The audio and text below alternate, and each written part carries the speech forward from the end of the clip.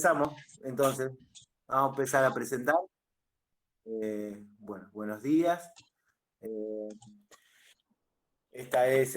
vamos a seguir con uno de los temas de farmacocinética, que es el metabolismo, el título es Metabolismo de ¿Cómo? xenobiótico, hace Ahí voy. referencia a una sustancia Tenés que que cerrar es el micrófono, Laura.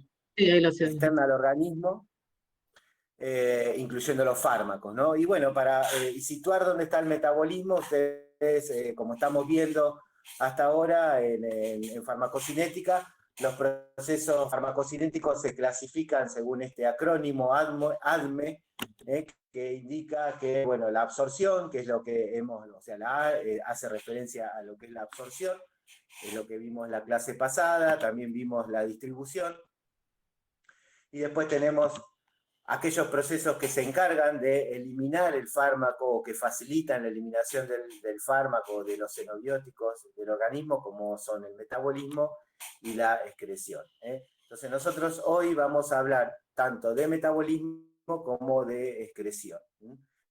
Bien, esto es para recordar o reforzar un poco lo que estamos viendo, un perfil de concentraciones de un fármaco en la sangre, y ustedes o hemos visto que cuando predominan el fenómeno de absorción por sobre el de distribución, metabolismo y excreción, las concentraciones de ese fármaco van creciendo hasta que se logra un pico en plasma, por eso acá decimos, esta es la fase de absorción, lo cual no quiere decir que los otros procesos no se estén llevando a cabo, como les comentaba Adrián la semana pasada.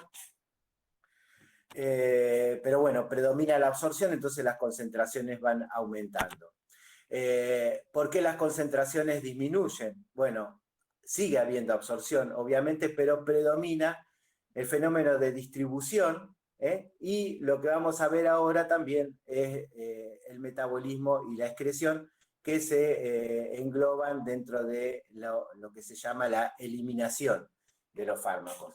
En líneas generales, el metabolismo lo que hace es facilitar la eliminación, mejor dicho, facilitar la excreción. Y la excreción es la que se encarga de eliminar los fármacos o sus productos metabólicos del organismo. Bien, entonces, hablar de metabolismo es lo mismo que hablar de biotransformación. O sea, son términos indistintos. O sea, durante la clase vamos a hacer referencia, o haré referencia a metabolismo y a biotransformación, que es exactamente lo mismo. Y bueno, el metabolismo es un proceso en el cual hay sustratos, hay enzimas, y como resultado de la acción de estas enzimas sobre estos sustratos, se producen o se forman determinados productos metabólicos que también los podemos denominar como metabolitos.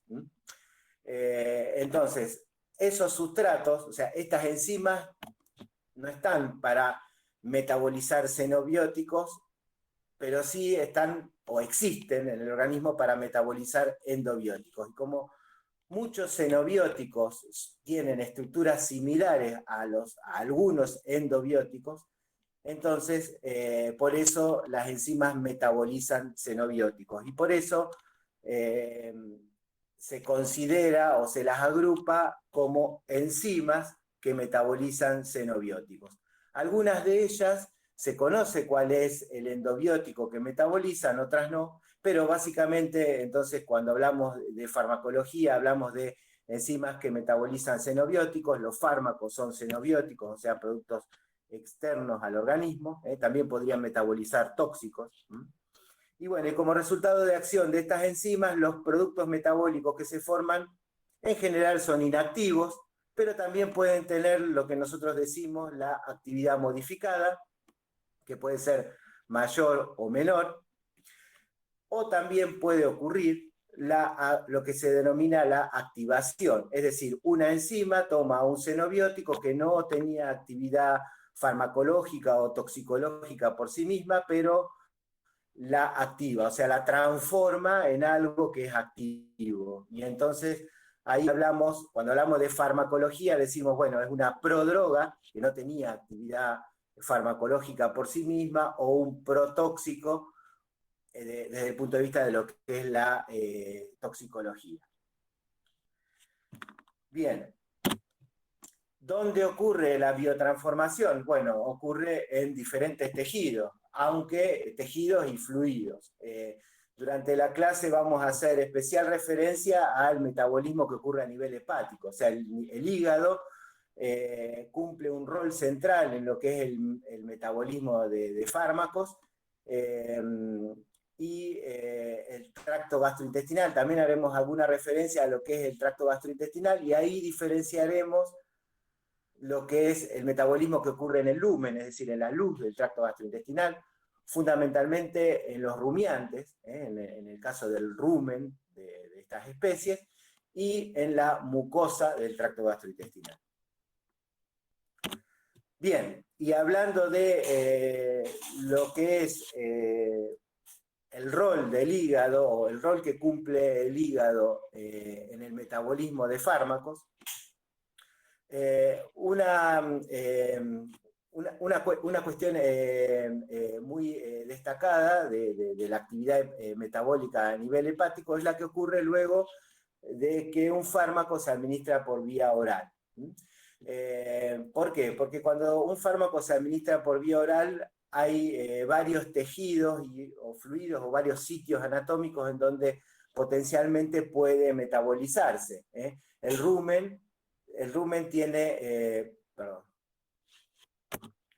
tiene actividad metabólica. Entonces, si administramos un fármaco, los triangulitos estarían simbolizando el fármaco, y los triangulitos negros, ¿no?, llenos, y los blancos sería el metabolito, o serían el metabolito que se forma. Entonces, potencialmente el rumen puede realizar o puede tener actividad metabólica y transformar un fármaco en un metabolito.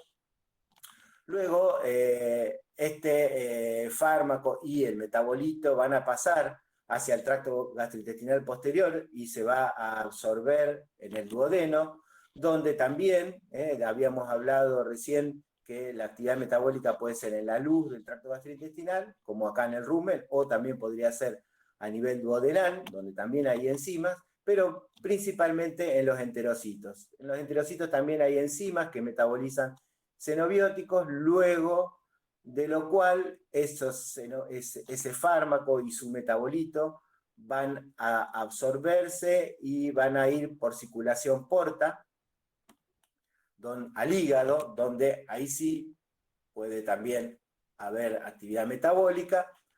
Luego del hígado va a salir el fármaco y el metabolito, van a salir por la vena hepática hacia la vena cava caudal, van a llegar al corazón, y ahí atravesar el corazón por la arteria pulmonar a los pulmones, donde también puede haber actividad metabólica, regresar a través de la vena pulmonar, y una vez que regresaron, ahí recién van a estar en la circulación sistémica. ¿Por qué mencionamos esto? Bueno, porque esto recibe el nombre, y ya lo habíamos conversado anteriormente cuando hablamos de absorción, recibe el nombre de metabolismo presistémico o efecto de primer paso. Y entonces, fíjense que el metabolismo presistémico o el efecto de primer pasaje o de primer paso es el metabolismo que puede ocurrir antes que el fármaco esté en la circulación sistémica. Esa es la definición. Muchas veces les preguntamos ¿qué quiere decir efecto de primer paso o metabolismo presistémico? Y la respuesta sería esa, el metabolismo que puede ocurrir antes que el fármaco esté en la circulación sistémica. Fíjense, cuando un fármaco se administra por vía oral, todos los lugares donde potencialmente se puede metabolizar antes de estar en la circulación sistémica. De acá excluimos el corazón, porque el corazón, la sangre pasa nada más, pero tanto en el rumen como en el duodeno, obviamente en el hígado, en los pulmones, puede haber actividad metabólica que hace que disminuya la biodisponibilidad de ese fármaco. Entonces, metabolismo presistémico era lo que estábamos viendo ahora.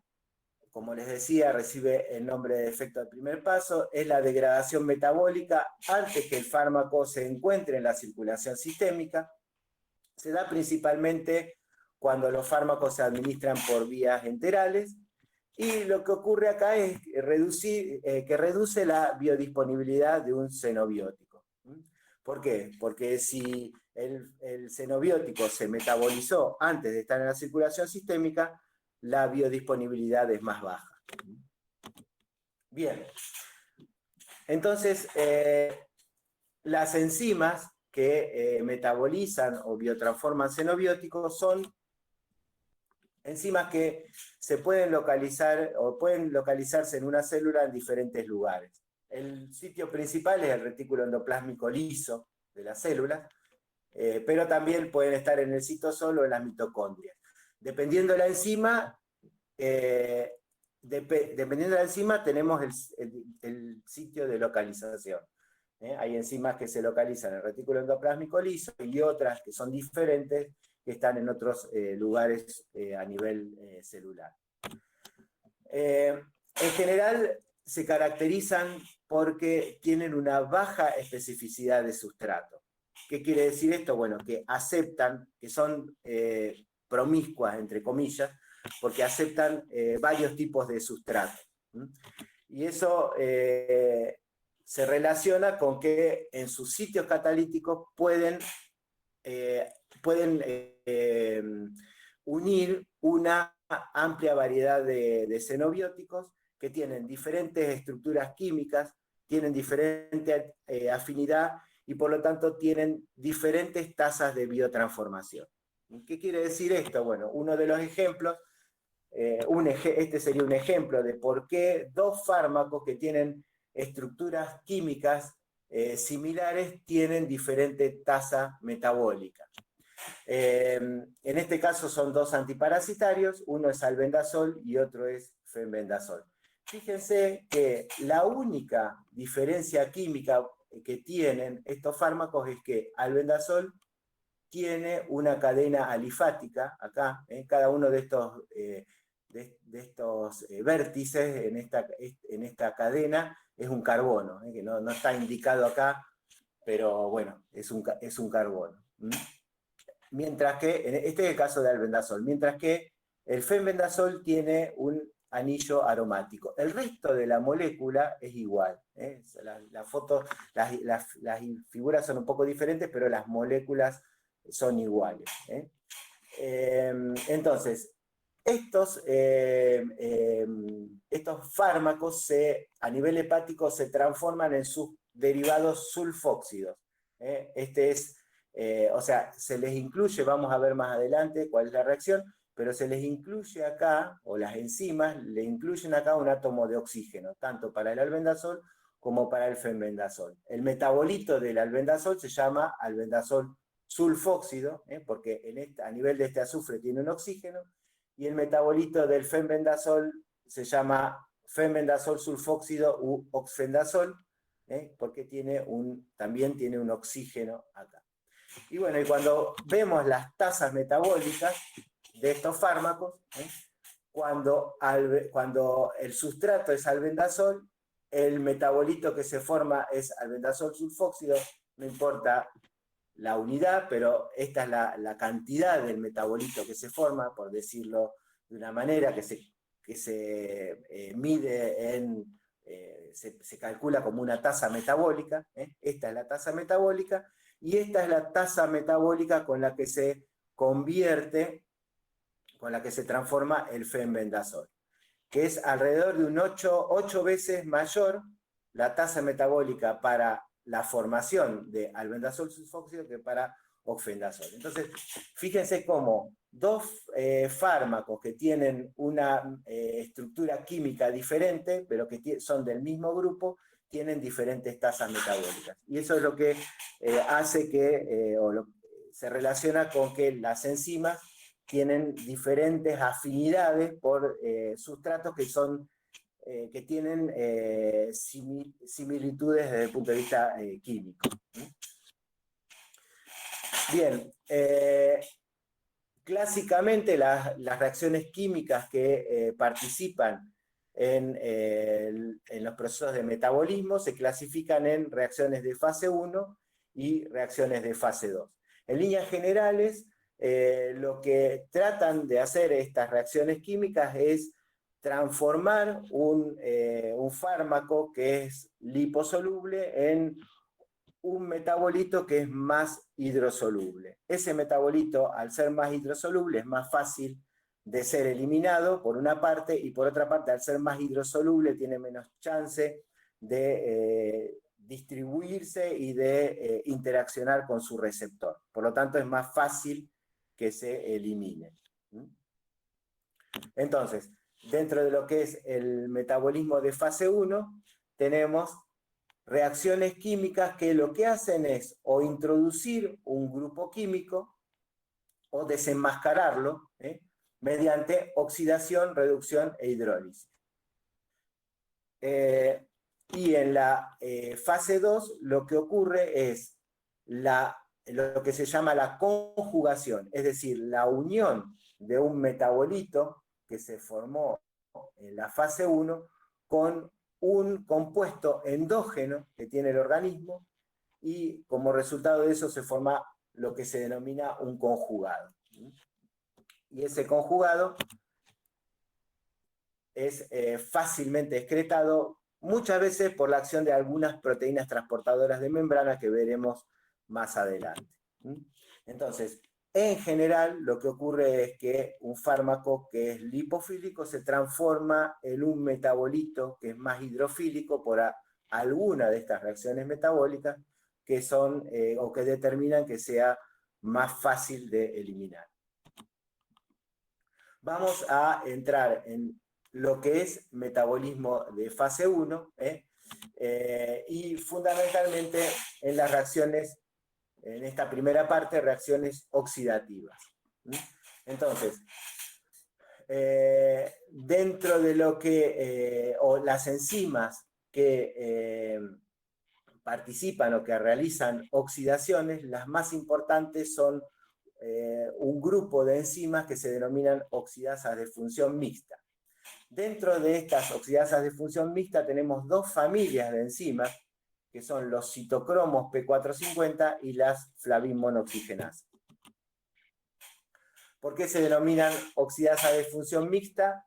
Porque estas enzimas, bueno, ahora lo vamos a ver, utilizan oxígeno, o sea, necesitan de la presencia de oxígeno en la célula y de un cofactor que es el NADPH. El NADPH lo que hace es dar electrones, los electrones necesarios para esa reacción de oxidación. Esta es la ecuación general de lo que ocurre cuando se produce una reacción oxidativa por cualquiera de estas enzimas. El NADPH entrega un electrón en presencia de oxígeno. Este sería el fármaco. Esto estaría simbolizando al fármaco.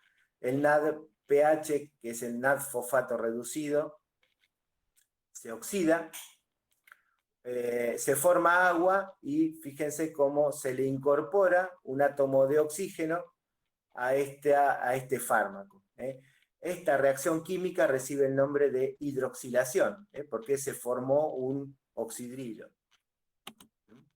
Entonces, uno de los átomos del oxígeno molecular va a formar parte de la molécula de agua que se forma en ese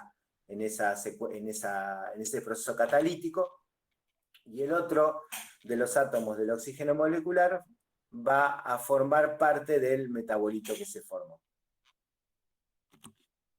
Bien, estas enzimas, estas dos familias de enzimas, son enzimas de membrana. ¿Qué quiere decir esto? Bueno, que son enzimas que están ancladas al retículo endoplásmico liso de las células y realizan varios tipos de oxidaciones que están en la bibliografía. No vamos a entrar en detalle en esta clase.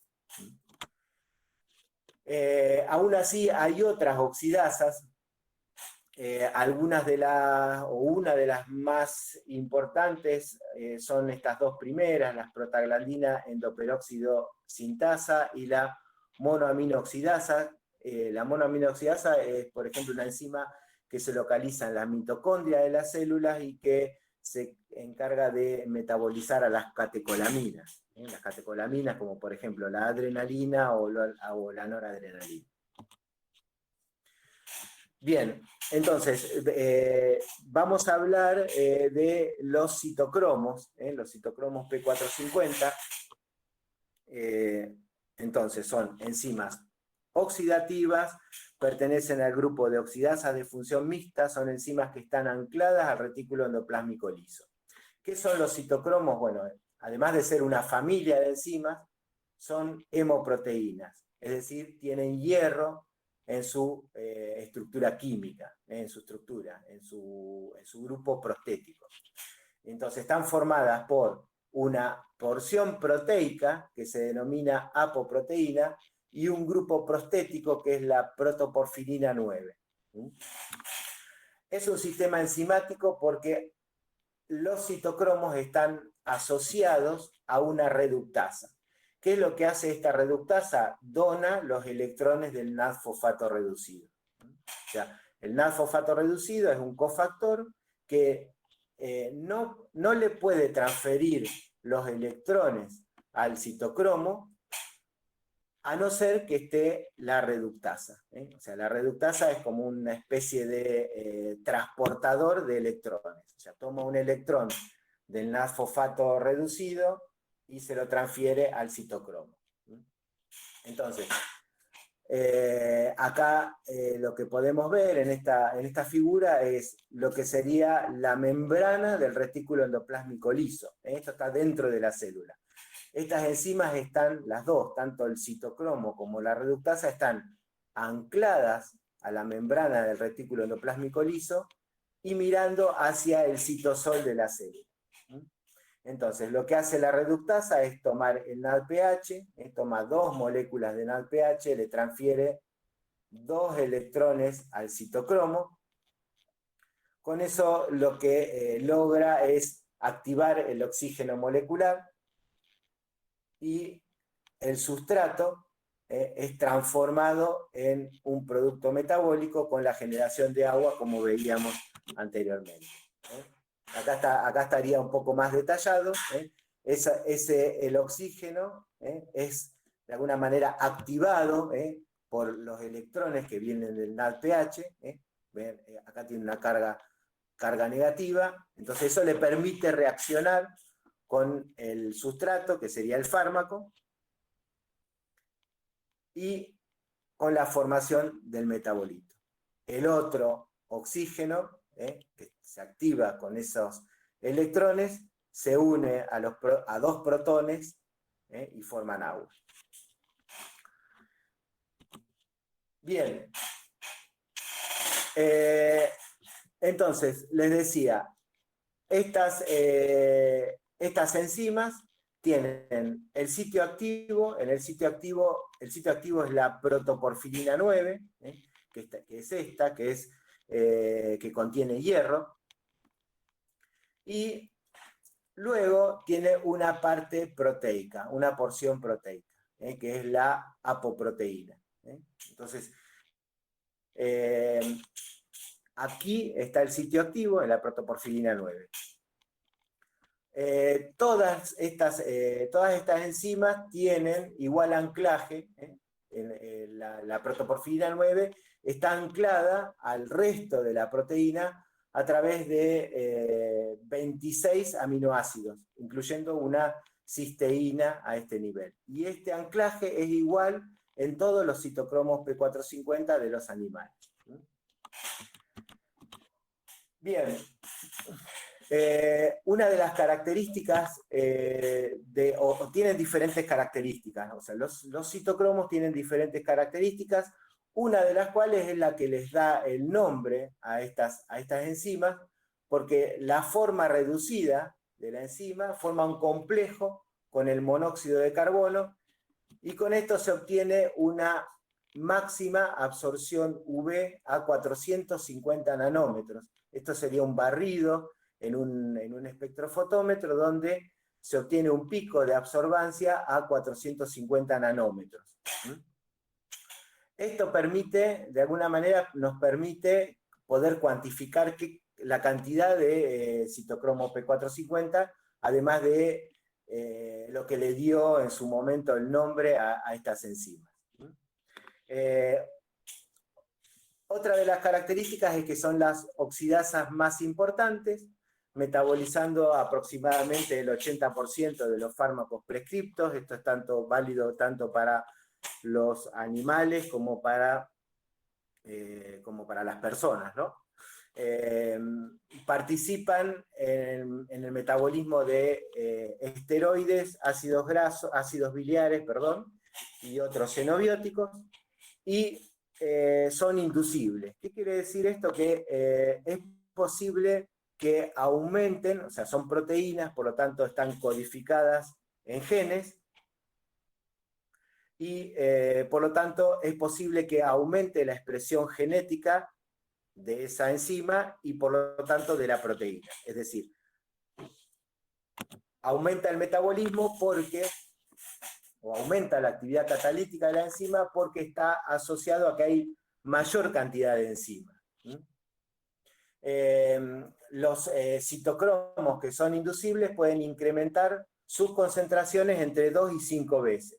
Y otra de las características que hay que se produce cuando hay inducción enzimática es una proliferación del retículo endoplásmico liso de las células, aumento del contenido de proteína celular, porque hay más enzima, aumento del peso del hígado u otro órgano, al haber más proteína por mayor cantidad de enzimas inducidas, aumenta el peso del hígado, se producen cambios farmacocinéticos, que vamos a entrar en detalle ahora en las próximas diapositivas, y por lo tanto, si hay cambios farmacocinéticos, puede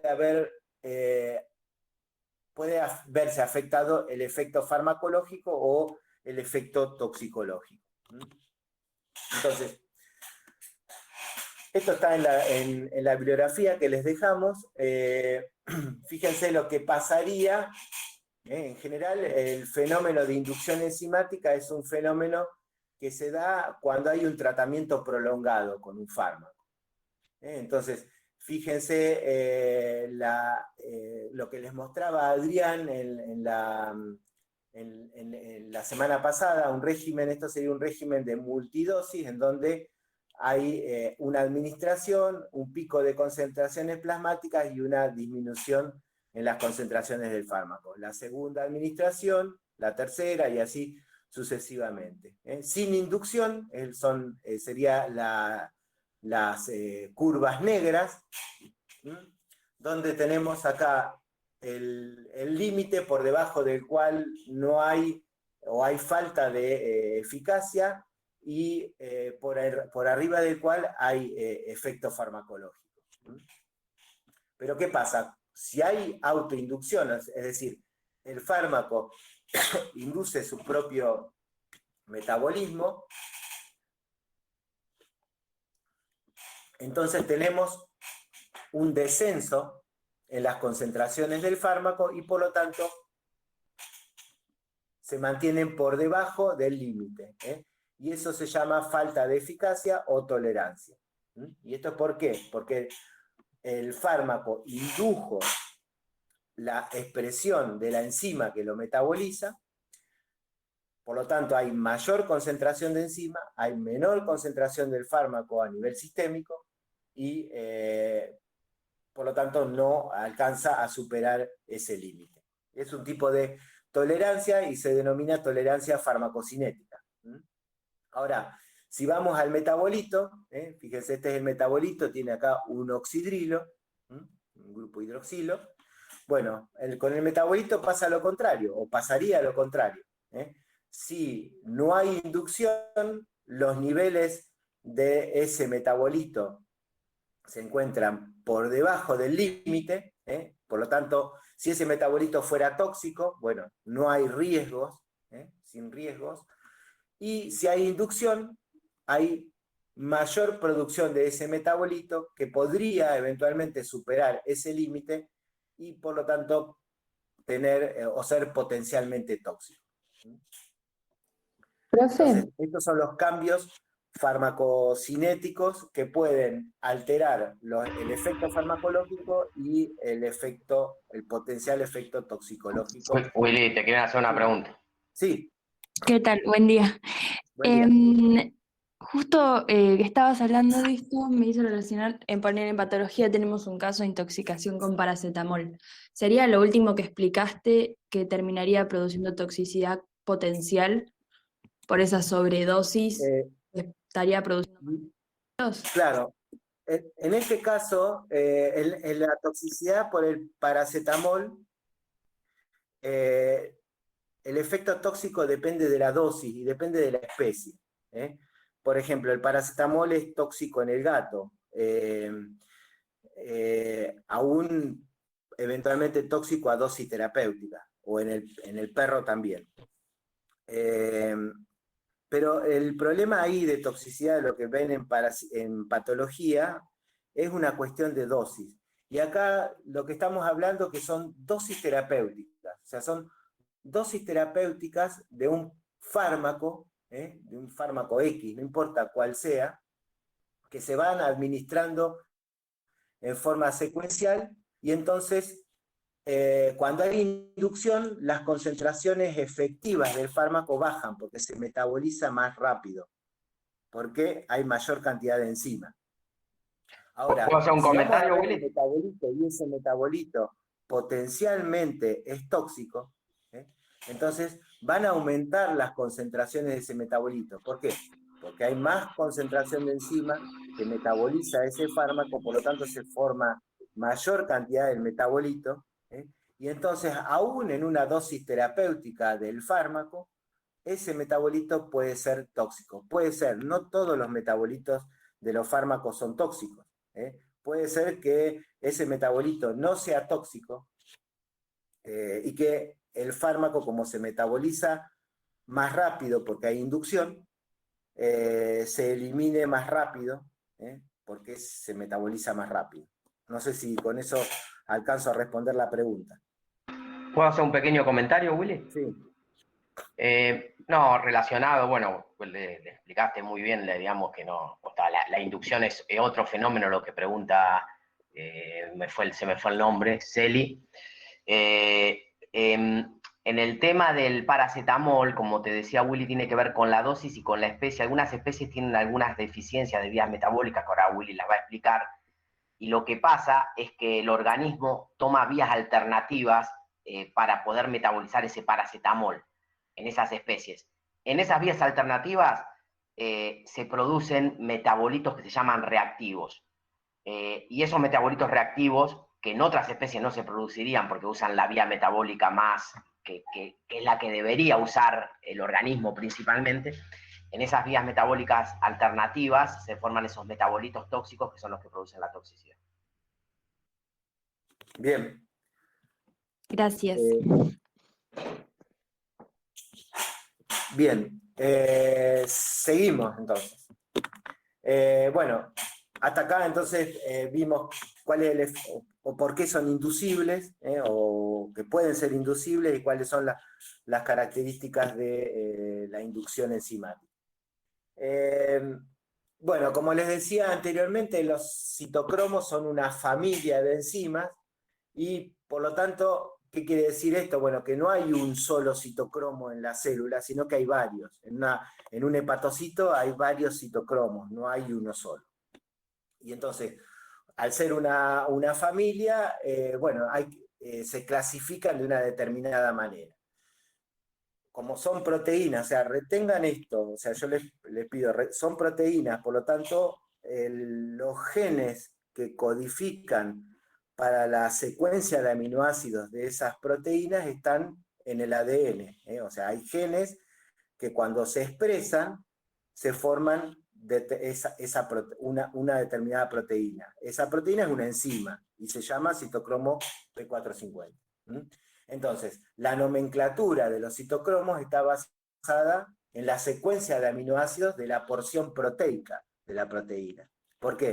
Pues la protoporfirina 9, que es el grupo prostético y donde está el sitio activo de la enzima, es igual en todas, incluyendo esos 26 aminoácidos que hay hasta la región proteica propiamente dicha. Entonces, como es una familia de proteínas o una superfamilia de proteínas, se las divide en familias y en subfamilias. Y hay una manera de nomenclarlas con este acrónimo SIP, seguido de un número. Ese número indica la familia a la que pertenece la enzima. Para que dos enzimas pertenecen a la misma familia cuando comparten un 40% o tienen un 40% de homología en la secuencia de aminoácidos. ¿Qué quiere decir eso? Bueno, que si uno estudia la secuencia de aminoácidos de esas proteínas, se pueden estudiar, hay gente que se dedica a eso, el 40%, tienen un 40% de similitud, dos enzimas o más enzimas que pertenecen a la misma familia. Con una letra, o sea, este acrónimo SIP seguido de un número y una letra, nos indica la subfamilia. Dos o más enzimas pertenecen a una misma subfamilia cuando tienen un 55% de homología.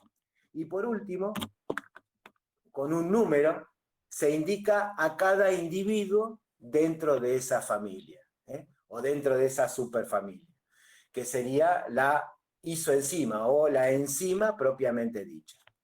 Así tenemos que hay más de 15 familias en mamíferos, más de 15 familias de citocromos en mamíferos, de los cuales solamente hay 4 familias y 8 subfamilias que son las que se encargan de metabolizar xenobióticos. Son las que pertenecen a las familias de las 1, 2, 3 y 4. Son las que se encargan de metabolizar xenobióticos.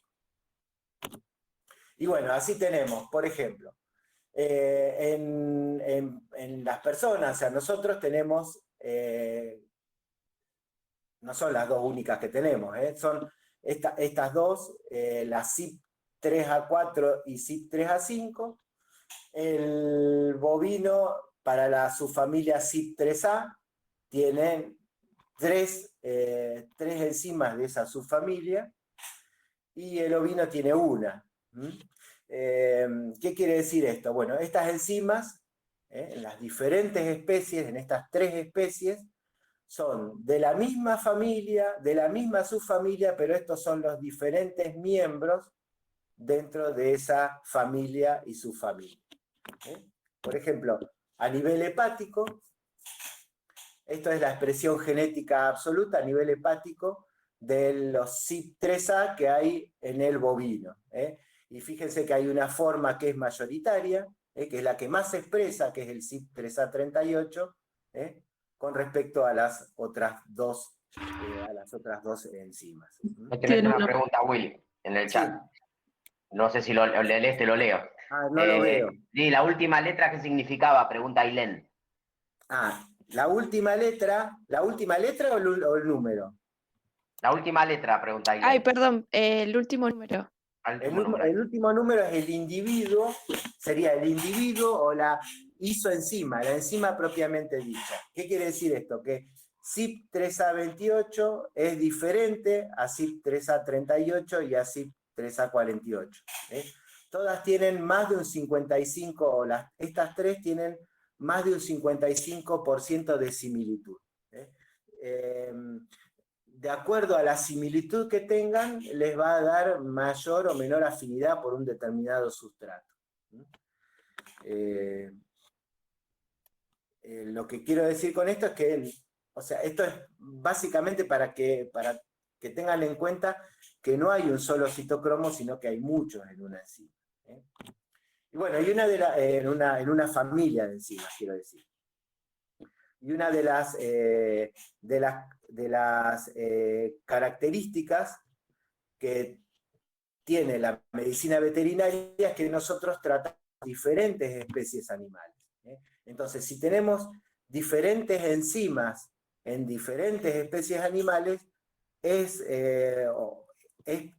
posible, y de hecho es así, que las actividades metabólicas de estas enzimas son, o catalíticas, ¿no? Cuando hablamos de actividad metabólica es lo mismo decir actividad catalítica. La actividad catalítica o la actividad metabólica de estas enzimas puede ser diferente de acuerdo a la especie animal que consideramos.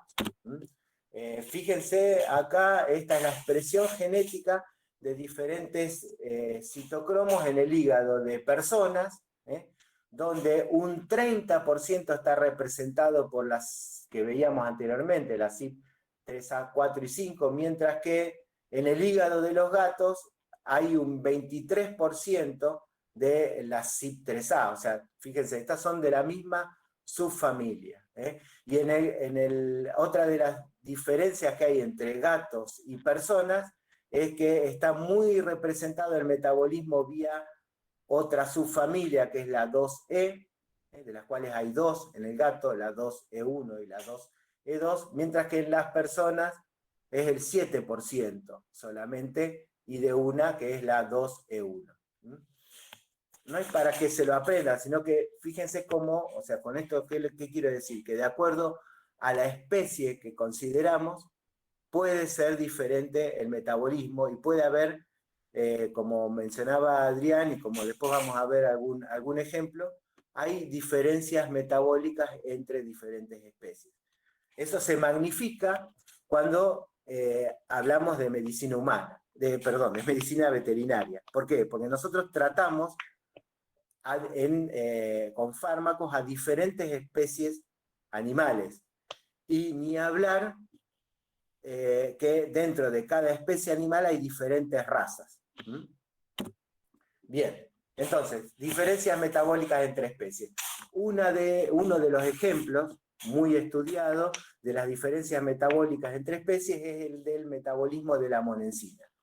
La monensina es un ionóforo, es un antimicrobiano ionóforo que se utiliza como aditivo del alimento, sirve para el tratamiento de la coccidiosis, en rumiantes mejora la eficiencia de la conversión alimenticia.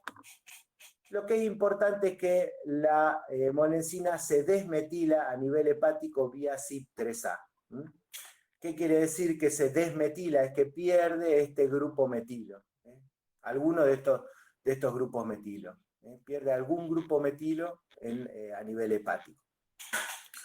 La toxicidad se produce cuando se acumula monensina en el organismo, sea porque hay una sobredosis o porque, básicamente porque cuando hay una sobredosis, o cuando hay alguna interacción con el citocromo, o cuando se inhibe, o en alguna especie en particular. Y se caracteriza por una miopatía a nivel cardiovascular y a veces en el músculo esquelético. Entonces, ¿qué pasa con la monensina? Bueno, fíjense acá. Este es el metabolismo total de la monensina. Yo les preguntaría, o sea, está la tasa metabólica, la tasa de formación del metabolito o de los metabolitos de la monensina en nanomoles por minuto por nanomol de citocromo P450, y yo, si estuviéramos en clase, les preguntaría, bueno, ¿cuál es la especie que más convierte? Que serían las aves, o el pollo, y la que menos convierte, que es el equino. Y esto está relacionado, acá están los niveles de expresión del CYP3A en las diferentes especies, las mismas especies. Fíjense que está hasta en el mismo orden. Es el nivel de expresión, o sea, cuánto CYP3A hay en el caballo y en las diferentes especies. Fíjense que coincide el mayor nivel de expresión en el pollo con la mayor tasa metabólica de la monensina. Y en el equino es donde hay menor cantidad de CYP3A, menores niveles de CYP3A, por lo tanto hay menor capacidad para metabolizar monensina. Y esto se relaciona con la toxicidad. ¿Cuál es la especie que más metaboliza? Bueno, el pollo o las aves. Y entonces se toma como que esta tasa metabólica es el 100%. ¿Cuál es la que menor metaboliza? El equino. El equino tiene un 15% de actividad metabólica en relación a las aves. Por lo tanto, esto se relaciona con la dosis letal de la monensina. La dosis letal de la monensina para matar a un ave es mucho mayor que la que se utiliza, la dosis letal del equino. Entonces, si estuviéramos en la presencialidad, les preguntaría, bueno, ¿qué especie es más tóxica la monensina? Y todos calculo que me dirían en el equino. Entonces, los equinos, como metabolizan, tienen menor capacidad para metabolizar la monensina, bueno, potencialmente puede ocurrir toxicidad por monensina en los equinos. ¿Puedo aportar un dato de color, Willy? Sí.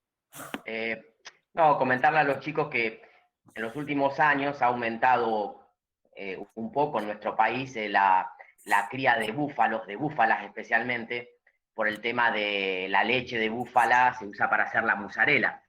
Y lo que tiene la búfala es que la cantidad de leche, a diferencia de una vaca lechera, es muy baja que da por día, quizás son 4 o 5 litros en el mejor de los casos, por diferentes adaptaciones, bueno, de la especie. Y un trabajo que se hizo en la facultad, que fue finalmente una tesina de grado, en un tambo de búfalas, le dieron monensina pensando que como promotor digamos, de la alimentación podían mejorar la producción lechera, y mataron como 15 búfalas. En principio estarían a nivel de los equinos, no sé si eso hay algún trabajo ya hecho con las búfalas, pero son realmente muy, muy susceptibles a la monensina. Sí, es interesante, bueno, lo podríamos hacer nosotros tranquilamente. Sí. Sí, otra de las cuestiones que está relacionada con esto es, hay una incompatibilidad entre la monensina y la tiamulina. La tiamulina es un antimicrobiano que también se metaboliza por el CYP3A y la capacidad de formar lo que se denominan complejos metabólicos estables con el CYP3A. Lo que hace es inhibe al citocromo P450 y cuando se va a metabolizar la monensina no se puede metabolizar y entonces ahí es cuando se produce toxicidad. Este tipo de toxicidad se ha observado en cerdos. Pero bueno, es una interacción metabólica entre dos tipos de fármacos. Bien, entonces estamos en las oxidaciones, en las oxidasas de función mixta. Este es el segundo grupo de oxidasas de función mixta, que son las flavin monooxigenasas. Las flavin monooxigenasas inicialmente se denominaron enzima de Ziegler. Ziegler fue el investigador que la pudo purificar del hígado de cerdo. Era un investigador que publicó la primera publicación de una enzima que metabolizaba determinados tipos de xenobióticos, determinados tipos de sustancias químicas, que fue purificada por primera vez a partir del hígado de cerdo y le pusieron enzima de Ziegler. Después se vio que, bueno, con el tiempo se fue estudiando cada vez más y se supo que es una enzima de membrana, o sea que está localizada en el retículo endoplásmico liso, principalmente a nivel hepático y pulmonar, que es una familia de flavoproteínas. Los citocromos son hemoproteínas, las flavin monooxigenasas son flavoproteínas, porque contienen FAD, FAD es flavin adenin dinucleótido como grupo prostético, y son, como los citocromos, son NADPH y oxígeno dependientes. O sea, necesitan sí o sí como cofactor el NADPH y el oxígeno para poder funcionar. Y una de las características que tienen estas enzimas es que metabolizan xenobióticos que poseen átomos nucleofílicos. ¿Cuáles son los átomos nucleofílicos? El nitrógeno, el azufre, el fósforo y el selenio. Si no tienen estos átomos nucleofílicos, no los metabolizan. Por eso son menos, de alguna manera son un poco más selectivas. Necesitan que los xenobióticos o los endobióticos tengan estos átomos nucleofílicos. Uno de los ejemplos de un átomo nucleofílico es el azufre, y volvemos sobre el ejemplo del albendazol, un antiparasitario, que por acción de la flavin-monoxigenasa se transforma en un metabolito sulfóxido que se llama albendazol sulfóxido. Esta reacción es catalizada mayoritariamente por una flavin-monoxigenasa. Hay 6 isoenzimas, o sea, son mucho menos diversas que los citocromos P450 desde el punto de vista genético, ¿no? Menos diversas. Hay 6 genes. Estos 6 genes tienen entre un 52 y 57% de homología, o sea, son bastante similares las 6 isoenzimas. Y hay un 80% de homología para la misma enzima en 2 especies diferentes. Por eso reciben el mismo nombre. La FMO3, por ejemplo, es una de las más estudiadas, o por lo menos porque es la mayoritaria a nivel hepático. La FMO3 se expresa en el hígado de diferentes especies, y ha sido muy estudiada en el hígado de los conejos, en el humano, en el ovino y en el bovino. Es la que se expresa a nivel hepático. Bueno, por ejemplo, la FMO3 de las personas tiene un 80% de homología con el del resto de las especies. Cuando hablamos de homología, les recuerdo, hablamos de homología o de similitud en la secuencia de aminoácidos que forman parte de esta proteína. Y otra característica es que son, o en general se las considera que son no inducibles por xenobióticos. Por último, otra de las características es que se superponen, o hay superposición de sustratos con los citocromos, pero en general se forman diferentes metabolitos. Este es un ejemplo de la benzidamina. La benzidamina se utiliza para marcar la actividad, o sea, para poder determinar la actividad metabólica de FMO dependiente a nivel hepático. Si la benzidamina se oxida a nivel de este átomo de nitrógeno, se forma el N-óxido de benzidamina vía flavin-monoxigenasa. Entonces la medición del N-óxido de benzidamina nos permite medir el grado de actividad catalítica vía FMO en una muestra. Por otra parte, si la benzidamina se desmetila, esta desmetilación es citocromo P450 dependiente y se forma otro metabolito diferente que se llama norbenzidamina. Bueno, este es un ejemplo de el metabolismo vía flavin-monoxigenasa, más allá de que le mostraba anteriormente de los benzimidazoles. Esta es la colina, que viene que se encuentra en la dieta. La colina es una vitamina del complejo B. A nivel intestinal se transforma en trimetilamina. La trimetilamina se absorbe y se oxida, se N-oxida y se transforma en N-óxido de trimetilamina a nivel hepático vía flavin-monoxigenasa. La deficiencia de esta enzima genera la acumulación de trimetilamina. O sea, si hay deficiencia de esta enzima, se acumula trimetilamina y se produce la trimetilaminuria, que es la eliminación de trimetilamina con la orina y con el sudor.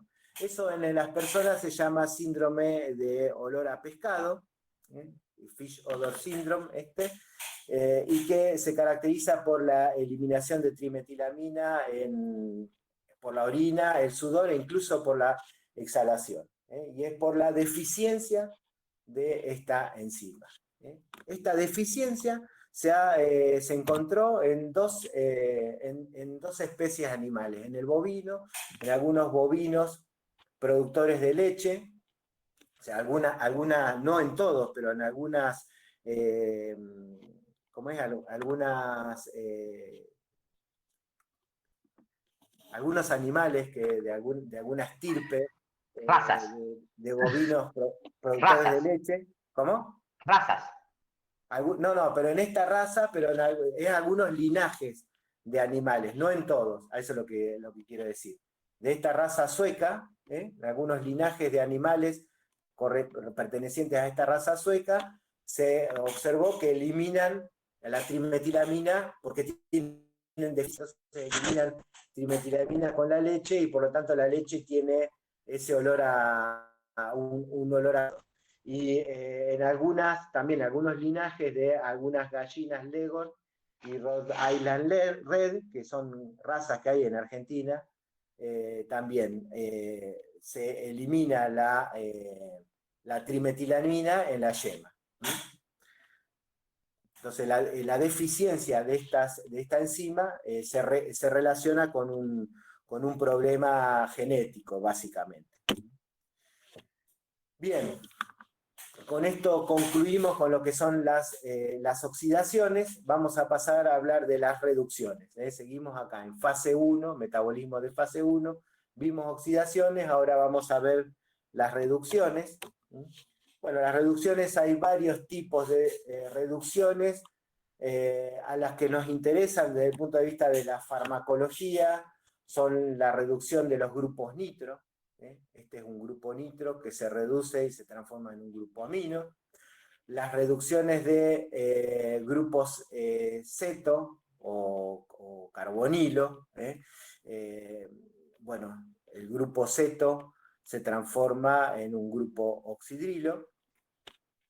Y la reducción de los sulfóxidos. Si ustedes recuerdan anteriormente, las sulfoxidaciones son catalizadas vía flavimonoxigenasa, aunque la citocromo P450 también pueden actuar, pero la reducción es el paso inverso. O sea, la sulforreducción es el paso inverso a lo que vimos anteriormente.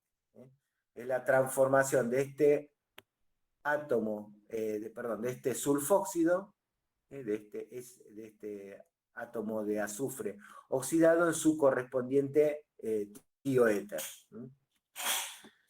Bien. Entonces, ¿dónde ocurren las reducciones? Bueno, lo que nos interesa desde el punto de vista de la medicina veterinaria son aquellas reducciones que ocurren a nivel de la luz del tracto gastrointestinal, fundamentalmente en el rumen, aunque también puede ser en el intestino grueso. ¿Por qué digo rumen e intestino grueso? Porque es el lugar donde hay microflora bacteriana. En el caso del rumen, además, incorporamos protozoos y hongos. Y por la fermentación se generan condiciones de anaerobiosis. Si hay anaerobiosis, entonces hay un bajo potencial redox y por lo tanto las reacciones que predominan son las reacciones reductivas. Por otra parte, tenemos enzimas que son reductoras de grupos carbonilos. Estas enzimas, que son reductoras de grupos carbonilos, pueden localizarse en el citosol o en el retículo endoplásmico liso de la célula. Bien, entonces, como decíamos anteriormente, uno de los ejemplos de reducciones son la nitroreducción. Este es el nitroxinil, es un fármaco que experimenta nitroreducción, es un antiparasitario que se utiliza para el tratamiento de la fasciola hepática. El nitroxinil se administra por vía parenteral. Cuando se desarrolló este fármaco para ser utilizado, es un fármaco bastante antiguo, ¿no? Pero cuando se lo comenzó a comercializar, se lo comenzó a comercializar para el tratamiento por vía parenteral. ¿Por qué? Porque cuando se lo administraba por vía oral, se reduce a nivel del rumen y se inactiva. Entonces, solamente está disponible para administración por vía parenteral, porque la vía oral no es práctica, porque el fármaco se degrada. Esto en rumiantes, ¿no? Y el otro ejemplo es la sulforreducción que habíamos visto anteriormente, albendazol sulfóxido, que era el metabolito que habíamos visto que se formaba a nivel hepático. Bueno, si este metabolito se encuentra en el rumen, sea porque administramos albendazol sulfóxido, o sea porque llegó al rumen por distribución, este metabolito sulfóxido se metaboliza en albendazol. Una cosa que es interesante acá es que el sulfóxido tiene menor actividad farmacológica que el tioéter, que su correspondiente tioéter. Entonces, esto es un ejemplo de que a veces el metabolismo genera un metabolito que es más liposoluble y que tiene mayor actividad farmacológica. Bien, por otra parte, entonces les decía, tenemos las enzimas que son reductoras de grupos carbonilo. Dentro de esto tenemos a las deshidrogenasas reductasas de cadena corta, como por ejemplo las carbonil reductasas, que son citosólicas, y las deshidrogenasas de 11 beta esteroides.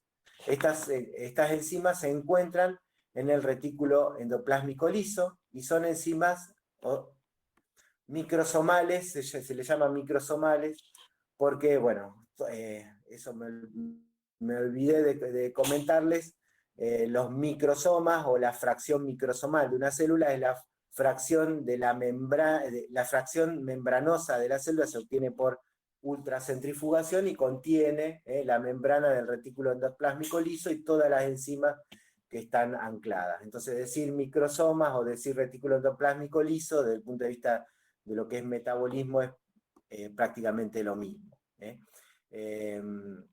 Bueno, entonces, estas deshidrogenasas se encuentran en el retículo endoplásmico liso. Y lo que hacen es reducir moléculas que contienen estos grupos carbonilos. Por ejemplo, este es un fármaco, bueno, otro antiparasitario, el flubendazol. El flubendazol es efectivo frente a nematodes gastrointestinales para el tratamiento de la filariasis y se usa o está disponible para uso en producción porcina y avícola. Bueno, el flubendazol, lo que ocurre con el flubendazol es que se reduce. Fíjense, acá es donde está el grupo ceto o grupo carbonilo, se reduce y se forma el flubendazol reducido, que tiene este oxidrilo a este nivel. Bueno, esta reducción, la misma reducción, es diferente de acuerdo a la especie animal que consideremos. Entonces, en este trabajo, bueno, se estudió la diferencia metabólica entre las diferentes especies cuando reciben flubendazol.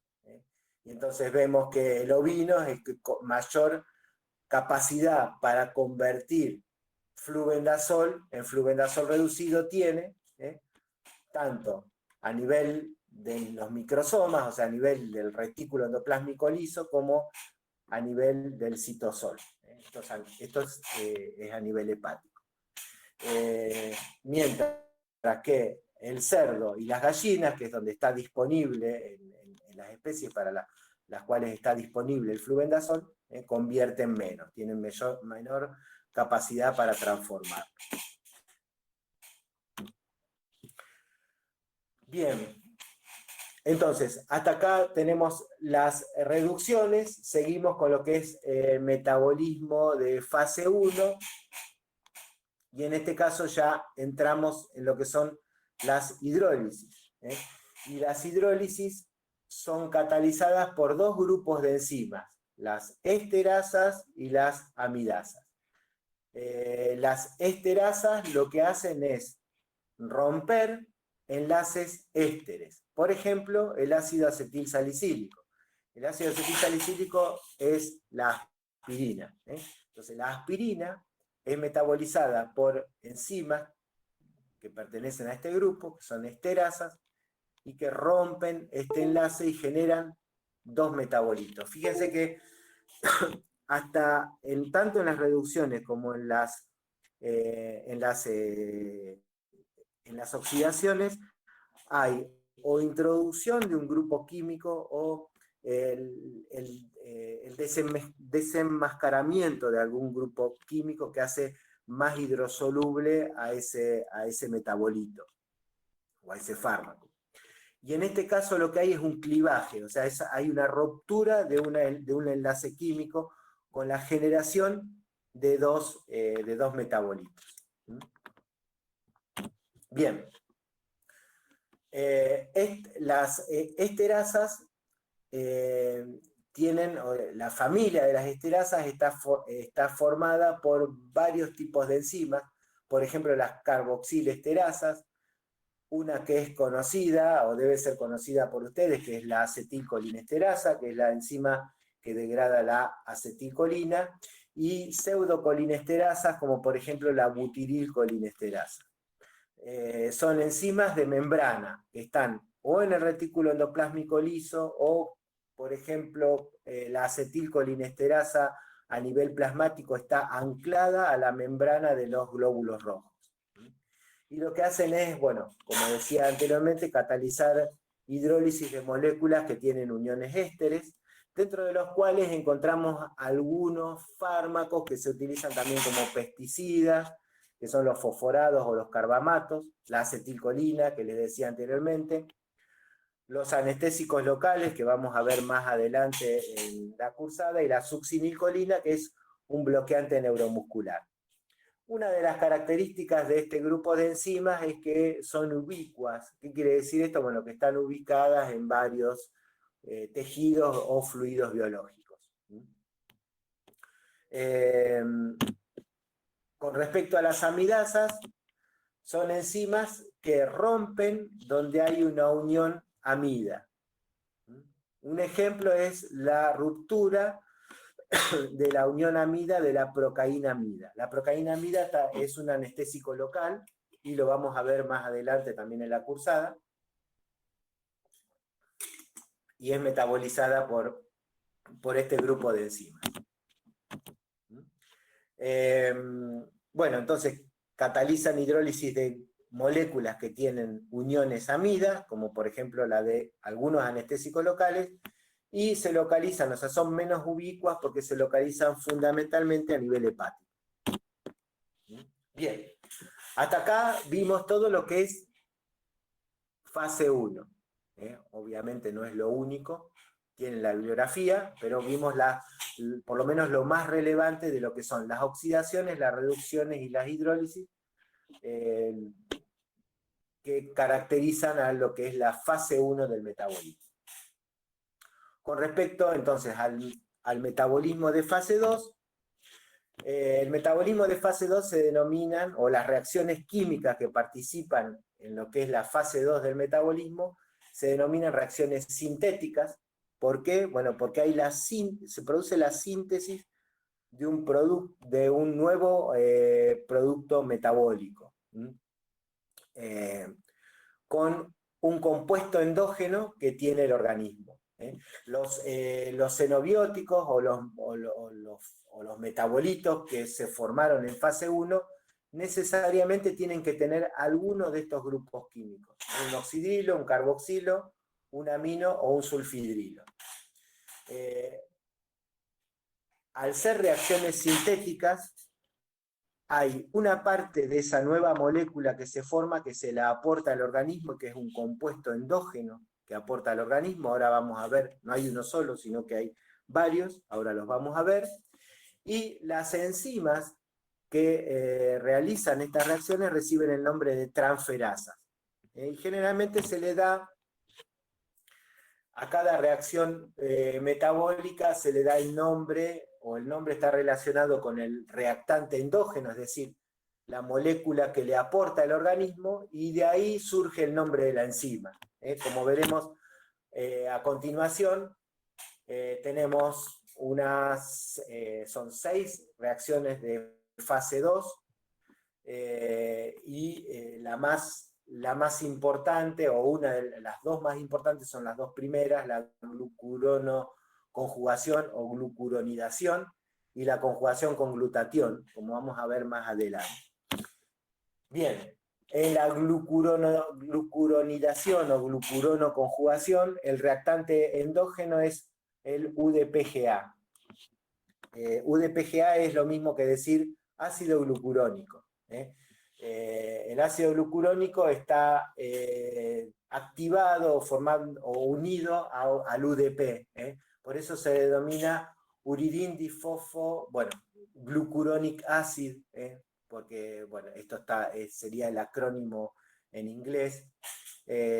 Uridindifosfoglucuronil transferasa es la enzima. Básicamente, entonces, para pasarlo un poco en limpio, el reactante endógeno se llama ácido glucurónico y la enzima glucuronil transferasa. Con eso es suficiente. En la conjugación con glutatión, el reactante endógeno es el glutatión. El glutatión está en su forma reducida y las enzimas que catalizan esta reacción se llaman colectivamente glutatión S-transferasas. Siempre recuerden que no hay una sola enzima, sino que hay varias. Lo que vimos para los citocromos es aplicable para el resto de las enzimas, o sea, son familias de enzimas. Para la acetilación, el reactante endógeno es el acetil-CoA, y las enzimas se llaman N-acetiltransferasas. Para la metilación, el reactante endógeno es la adenosilmetionina. Acá en la metilación hay transferencia de grupos metilos. Y de acuerdo a dónde se realice la metilación, o sea, la metilación puede ocurrir donde hay átomos de oxígeno, átomos de nitrógeno o átomos de azufre. Entonces, de acuerdo a dónde se ha introducido el grupo metilo, ahí tenemos el nombre de las diferentes enzimas metiltransferasa. Uno de los ejemplos es la catecol o metiltransferasa, o sea, no O que sea O, sino catecol, oxígeno, metiltransferasa o COMT, que es una enzima que calculo que la habrán visto alguna vez, que es la que metaboliza las catecolaminas. Bien, la conjugación con sulfato, el reactante endógeno se denomina fosfoadenosilsulfato y las enzimas son las sulfotransferasas. La conjugación con sulfato es bastante importante en los rumiantes. Y por último, la conjugación con glicina. La glicina es el reactante endógeno y la enzima se llama acil-CoA-glicina transferasa. Entonces, estas son las enzimas y los reactantes endógenos, o los compuestos endógenos, que reaccionan cuando hay conjugaciones o reacciones de fase 2. Como les decía anteriormente, este es un gráfico, está extraído de una publicación de humanos, pero calculo que debe ser aplicable a los animales también. Aproximadamente un 50% de las reacciones de fase 2 son catalizadas por la glutatión transferasa y por las glutatión transferasas y por las glucuronil transferasas. Por lo tanto, vamos a ver algún detalle de estas dos tipos o grupos de enzimas. La conjugación con ácido glucurónico, entonces, como les decía, este es el UDP ácido glucurónico, que es el ácido glucurónico que proviene del catabolismo de la glucosa unido al uridindifosfato. Este es el uridindifosfato, o sea, el uridindifosfato tiene un grupo fosfato aquí, por lo tanto, es el que tiene afinidad por la glucuronil transferasa. Acá tenemos el metabolito, un metabolito que podría ser también un fármaco, o un metabolito que proviene de una reacción química de fase 1, y entonces la glucuroniltransferasa lo que hace es tomar el ácido glucurónico y el metabolito y genera lo que se denomina un glucurónido. Este glucurónido tiene una unión beta. Recuerden que cuando se forman este tipo de uniones con moléculas que provienen de la glucosa, pueden ser uniones beta o uniones alfa. Bueno, en este caso son uniones beta. Y el metabolito recibe este nombre, cualquiera sea, beta-glucurónido de, no sé, de la aspirina, por ejemplo. Entonces recibe este nombre. Uno de los ejemplos es el metabolismo del ácido acetilsalicílico en el gato. En el gato, el ácido acetilsalicílico tiene una vida media de entre 22 y 45 horas, que es bastante prolongado, y en comparación con los perros, en donde cuando administramos ácido acetilsalicílico es de 9 horas. Entonces, el ácido acetilsalicílico tiene, potencialmente puede producir toxicidad en el gato, o es potencialmente tóxico en el gato.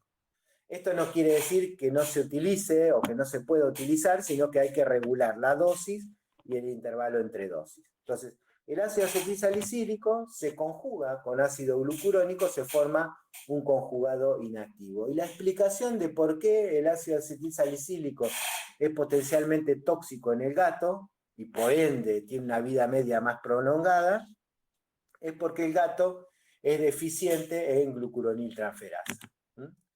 Tiene una deficiencia, y la deficiencia se explica porque tiene una menor capacidad para expresar determinadas enzimas que pertenecen a este grupo de glucuroniltransferasa.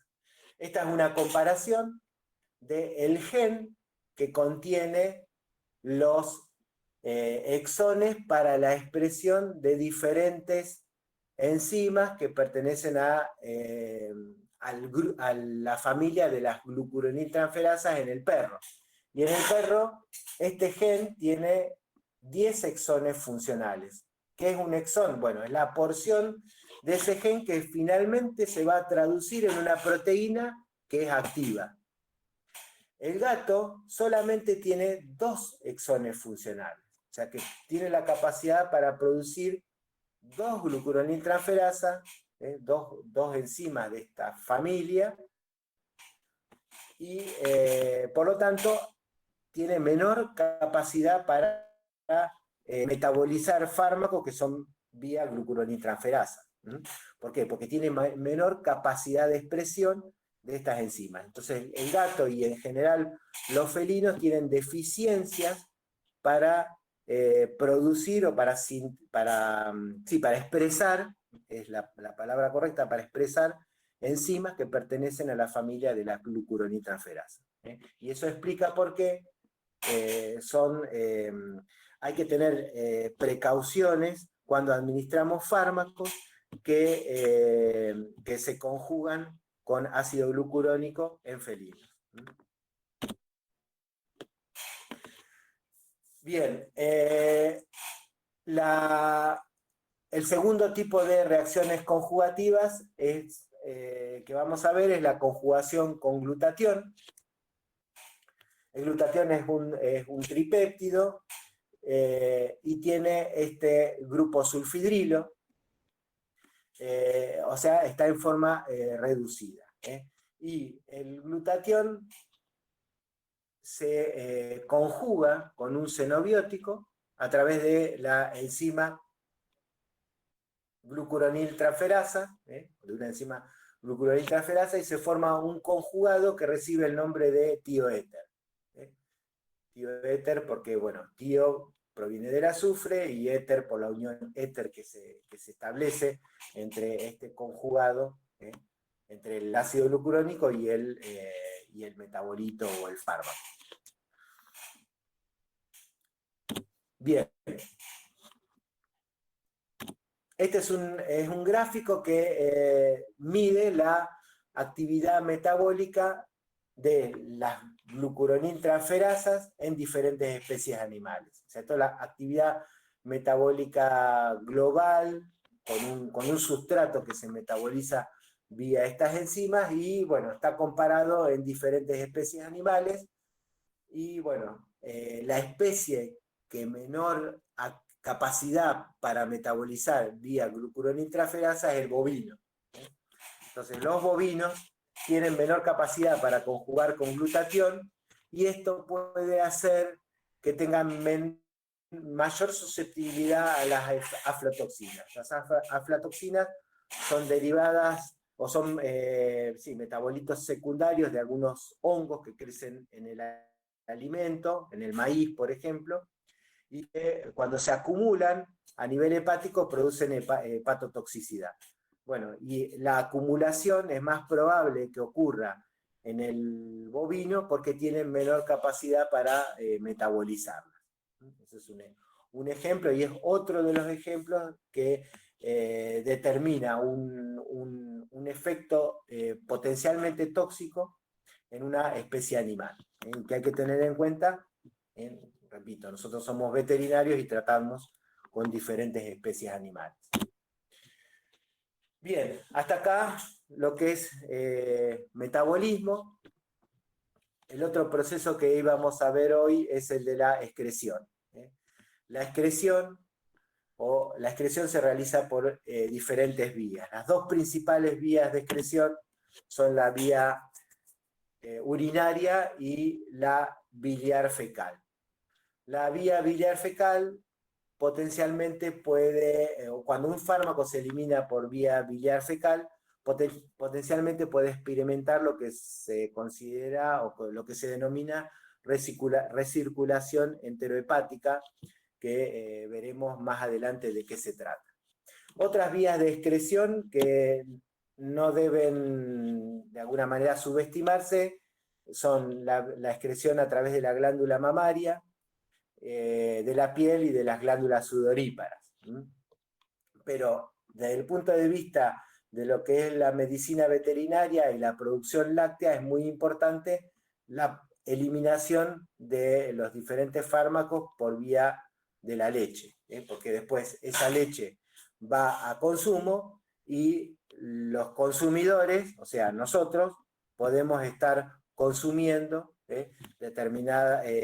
fármacos con determinados niveles de un producto metabólico o de un fármaco que es eliminado por esta vía. Bien, entonces vamos a ver las dos principales vías de eliminación, que son la vía renal y la vía biliar.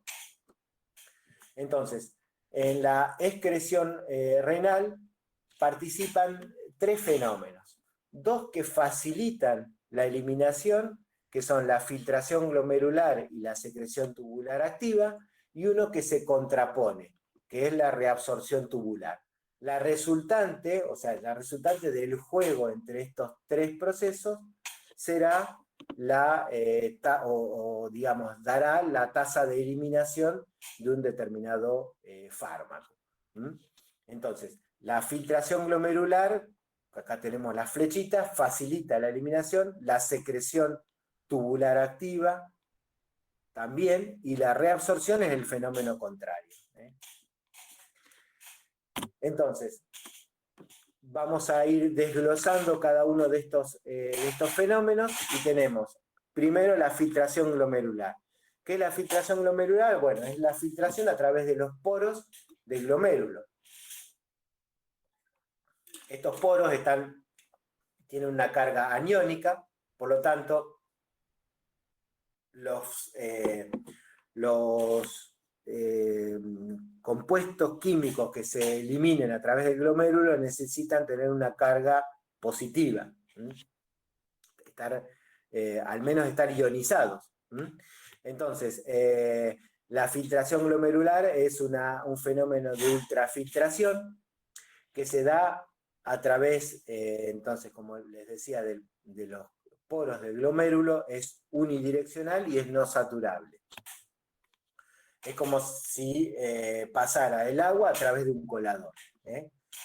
Se da a favor de un gradiente de concentración para moléculas que tienen tamaño de alrededor de 70 u 80 Armstrong y un peso molecular bajo, menor a 300. La unión a proteínas plasmáticas incide en la capacidad que tendría un fármaco de eliminarse a través del glomérulo. Esto lo vimos la semana pasada cuando Adrián les habló de distribución. Un fármaco que está unido a las proteínas plasmáticas, que está unido a las proteínas plasmáticas, la que se puede eliminar es la fracción libre, que está unido a las proteínas plasmáticas no se va a eliminar. Y acá ocurre lo mismo, si el fármaco tiene una elevada unión a proteínas plasmáticas, entonces se podrá filtrar menos. Y la tasa de filtración glomerular depende de la eficiencia del glomérulo, y eso está relacionado con la funcionalidad y, por ejemplo, si hay una patología que afecta al riñón, bueno, la tasa de eliminación va a estar afectada porque la eficiencia del glomérulo va a ser menor. Y depende también de la presión de filtración. Y la presión de filtración está dada por el flujo sanguíneo que llega a través de la arteriola aferente, más la presión hidrostática, y a eso se contrapone la presión oncótica que ejercen las proteínas. Con respecto a esto, podemos decir que si se reduce el flujo sanguíneo a nivel renal, la tasa de filtración glomerular tiende a bajar.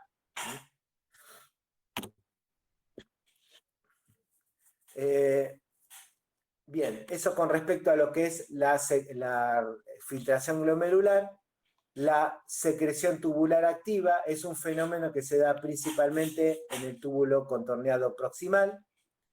La unión a proteínas plasmáticas en general no influye y dependerá de la afinidad que haya por las proteínas o por los transportadores proteicos, que son los que se encargan de realizar este proceso, que es un proceso que se da con gasto de energía, que es saturable y es bidireccional.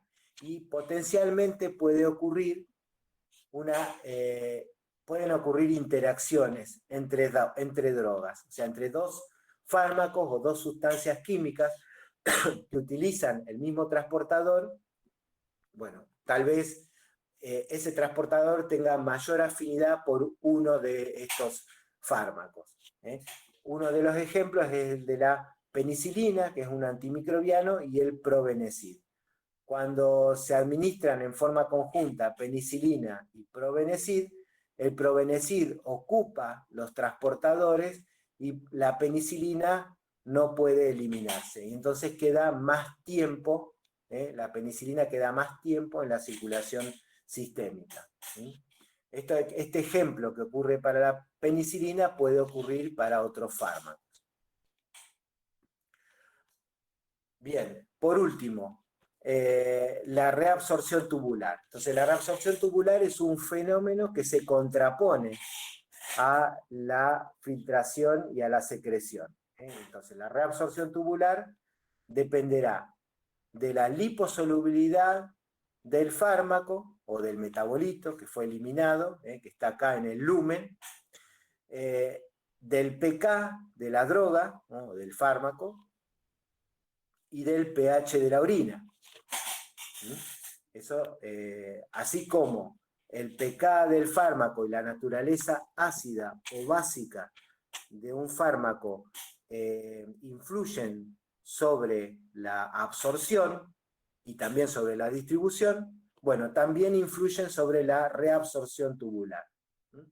Y esto está, como les decía, está relacionado con el pH de la orina y está relacionado con la especie animal. ¿Por qué? Por ejemplo, los caninos o los carnívoros en general tienen orinas más ácidas que los herbívoros. Entonces, en una orina más ácida, un fármaco que es básico se va a ionizar más y se va a eliminar más fácil. En una orina alcalina, como por ejemplo la de los herbívoros, los fármacos que se van a eliminar más fácilmente son aquellos que se ionizan. Entonces serán aquellos que se ionizan en la orina de los herbívoros, son los ácidos débiles. Por otra parte, es posible o alcalinizar o acidificar la orina. Esto se hace, clínicamente se puede hacer para facilitar la eliminación y tiene una connotación toxicológica. ¿Por qué? Porque cuando se produce toxicidad, ya sea por un compuesto tóxico o por un exceso en la dosificación con un fármaco, es posible acelerar la eliminación. Si administramos bicarbonato de sodio, es posible alcalinizar la orina. Entonces, el bicarbonato de sodio acelera la eliminación de fármacos que son ácidos, mientras que el cloruro de amonio, que acidifica la orina, va a acelerar la eliminación de compuestos que son básicos. Bien, con respecto a la eliminación biliar, la eliminación biliar se produce a través de los canalículos biliares con fármacos o con moléculas que tienen un peso molecular mayor a 300. Se caracteriza por ser un transporte activo, donde participan diferentes transportadores que son proteínas, que lo que hacen es tomar la molécula del hepatocito y la envían hacia los canalículos biliares. Por lo tanto, como es un proceso en el que intervienen proteínas transportadoras, es posible que haya interacciones entre dos fármacos. Bien, cuando una molécula se elimina por esta vía, hablamos de eliminación biliar fecal. ¿Por qué? Porque en definitiva esa molécula se eliminó hacia la bilis y con la bilis va a llegar a la materia fecal. Si se reabsorbe, entonces experimentará, si se puede reabsorber, experimentará lo que es el ciclo enterohepático, pero también se puede degradar o terminar de degradar a nivel intestinal. Entonces, hay diferentes tipos de proteínas transportadoras a nivel hepático, hay algunas en las membranas basales y otras en las membranas apicales. Las que más nos interesan son las que se encargan de eliminar xenobióticos y que son estas tres, que son las localizadas en la membrana canalicular y son el BCRP, o sea, son proteínas que lo que hacen es tomar entonces las moléculas o los xenobióticos del interior del hepatocito y lo mandan hacia la bilis. Y son las principales proteínas transportadoras son la BCRP, que es la proteína de resistencia del cáncer de mama, el BSP, que no me acuerdo cómo se llama, no me acuerdo el nombre, perdón. Son estas tres, el BCRP, la glicoproteína P y el MRP2. MRP2 se llama proteína asociada de resistencia múltiple, tipo 2, la proteína de resistencia del cáncer de mama, que es el BCRP, y la glicoproteína P. Son las tres más importantes. Después hay otra, está el BCP, no me acuerdo cómo se llama, y esta tampoco, no sé qué es lo que quiere decir, pero las tres más importantes son estas.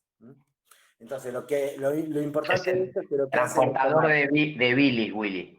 ¿Cómo? Es transportador de bilis, de sales biliares. Bile Salt Exporter Protein. Sí, bien. Realmente no me acordaba. Lo que hacen entonces, como les decía, y que es lo importante, es tomar a los fármacos o a los xenobióticos y los toman de adentro están en la membrana, entonces los toman de adentro del hepatocito y los mandan hacia la bilis. Y en este proceso utilizan energía, ¿sí? Utilizan energía que proviene del ATP.